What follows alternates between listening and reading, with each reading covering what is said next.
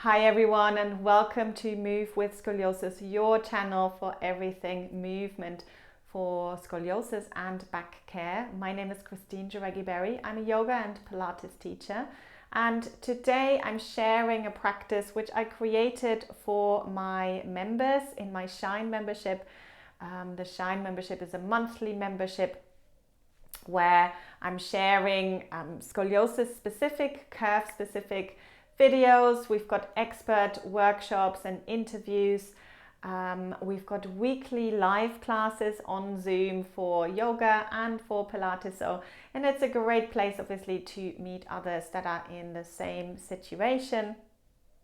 So I'm really hoping that you're enjoying this practice today, which is kind of an emergency back care practice which my members have asked for. So enjoy the practice today.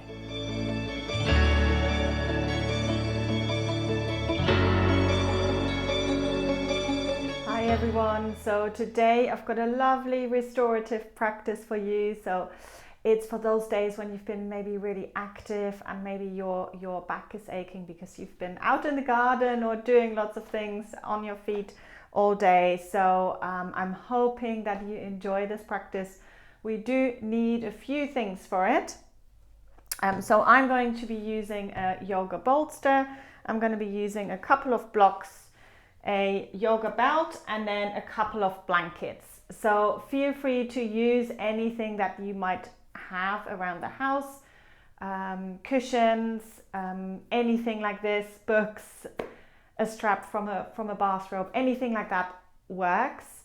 And you can always have a look at the setup. So I will always explain the setup and then getting into the pose afterwards. So we're gonna start with a lovely prone position. Prone means lying on the front.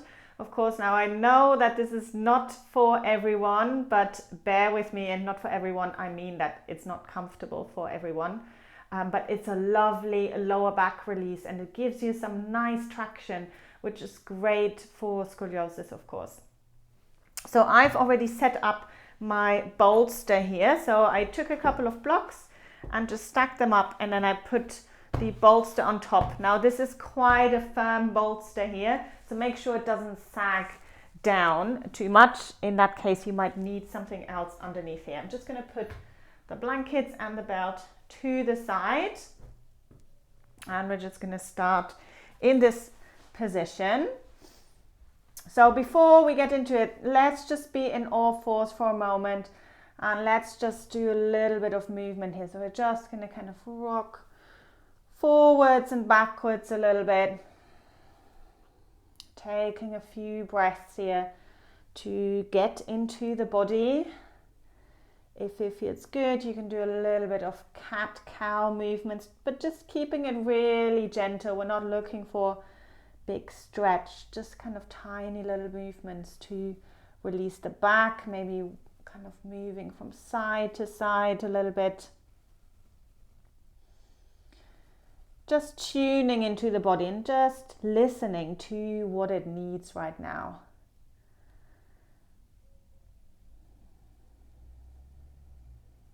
Just tuning into your breath. Good. And then from there, we're going to come to lying on the bolster, and I'm going to bring my pelvis here, the front of the hips on the edge of the bolster, so it's slightly elevated, keeping the knees down. And then I'm making sure, obviously, I am quite tall.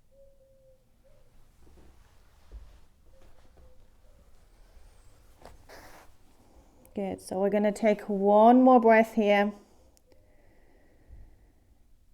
Obviously knowing that if any of these poses feel really good for you, maybe exploring them again in your own practice. Bring the hands on either side of the chest, and then we're just going to push ourselves up and just coming into child's pose for a moment, and you can just rest your head here on the edge of the bolster.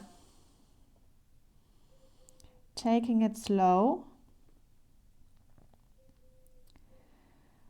Breathing into the back.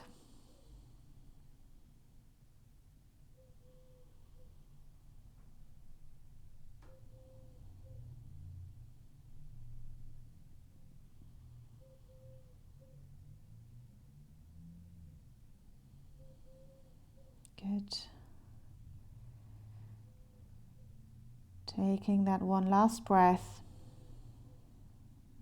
And then slowly bringing yourself up. Let's put the bolster to the side. We don't need it for now. We don't need the blocks anymore. So again, I'm just going to put them to the side. And we're going to take our blankets and we're going to take our yoga belt. So we're going to come into a side lying position. Now, if you know your curve pattern, you're going to be lying on the convex side of your lumbar curve first, if you have a lumbar or a thoracolumbar curve. If you just have a thoracic curve, then don't worry about it. If you have a lumbar or thoracolumbar curve, you're going to lie on that convex side first. I'm going to make a little roll here.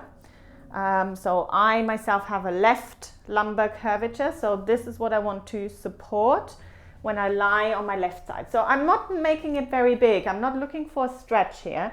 I'm just looking for a little bit of support when I'm lying on the side.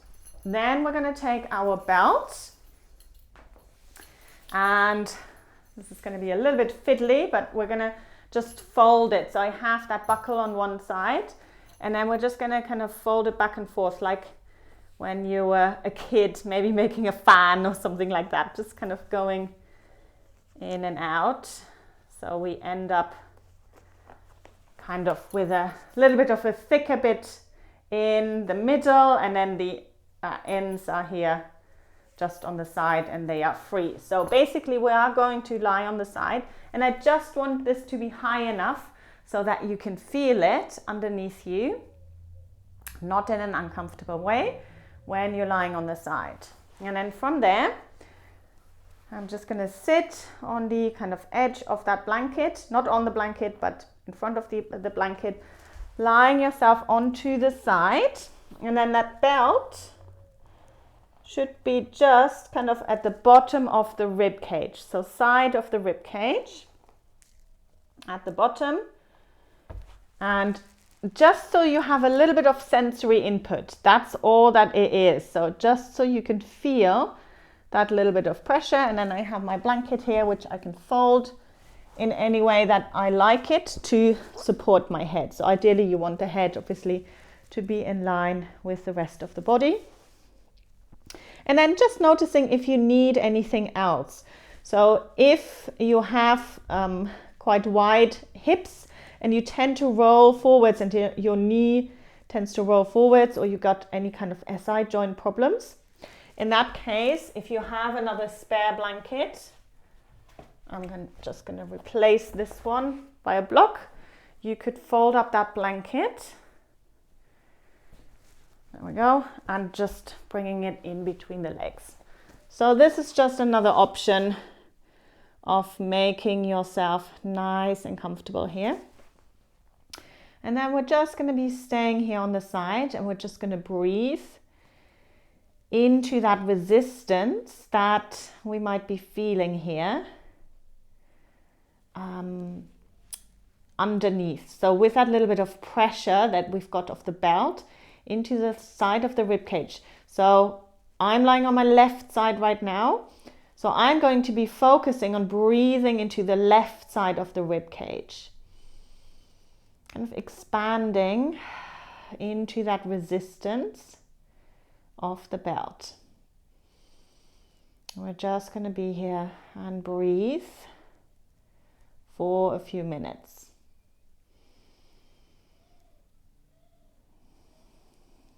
So just exploring this.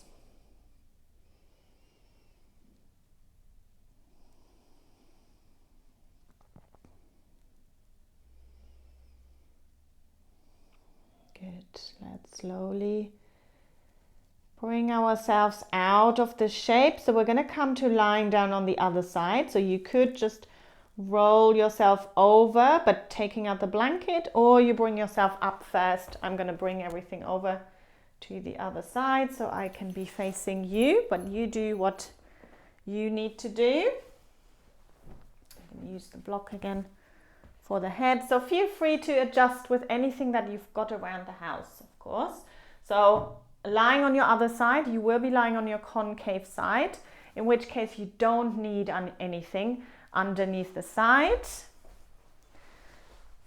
because you're creating that space when you're lying down. I'm going to use that blanket again in between the legs because I like it.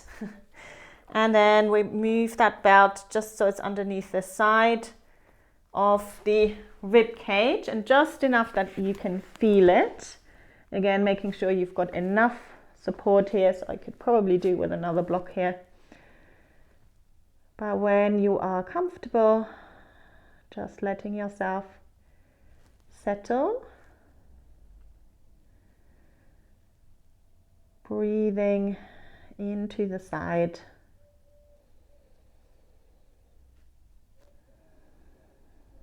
Always feeling that expansion in the underneath side rib cage into that resistance.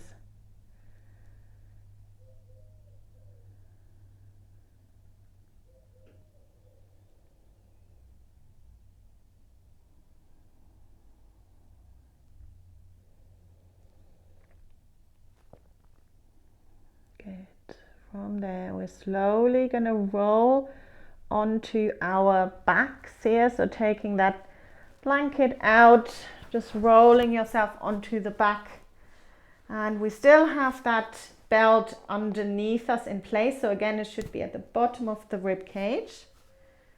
And just see if you can feel it. And maybe sometimes if you cannot feel it, you might have to kind of make a little bit of rounding movements, maybe folding the arms slightly in so that you can sense where it is. And again, we're just going to breathe into that little bit of pressure that we might be feeling,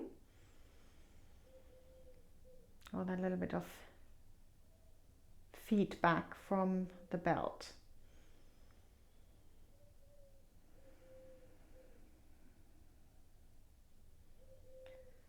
Good. So from there, we're going to do a lovely little passive derotation. So hopefully your belt should just be in place, that you just have to pull on the ends, ta-da, to take it out. Not to take it out, sorry, to have it underneath the back, but holding onto each side of the strap. And then you can find your biggest curve. If you have scoliosis, you probably know where that one is. So you want to kind of where it feels the most bulky, where you feel the most uneven. So for me, that's in the lumbar. I'm going to bring that belt underneath the lumbar, underneath the back of the waist.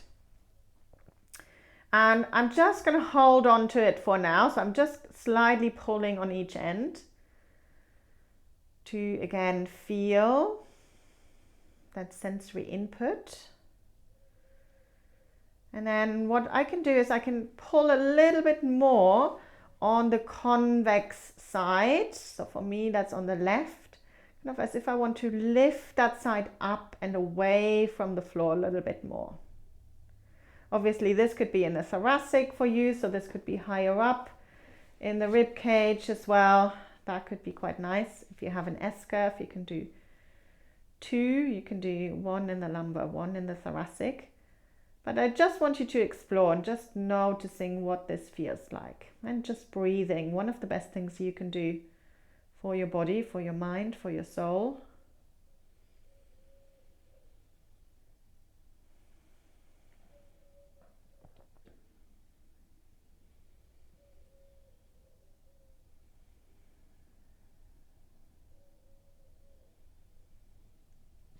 Good. And then we're slowly going to release. And we're just going to take that belt out and we're going to roll ourselves over to the side and we're going to come up into sitting here for a moment. I really hope you enjoyed this practice today with me. If you're interested in finding out more about the Shine membership, if you're interested in joining us, just check out the description below.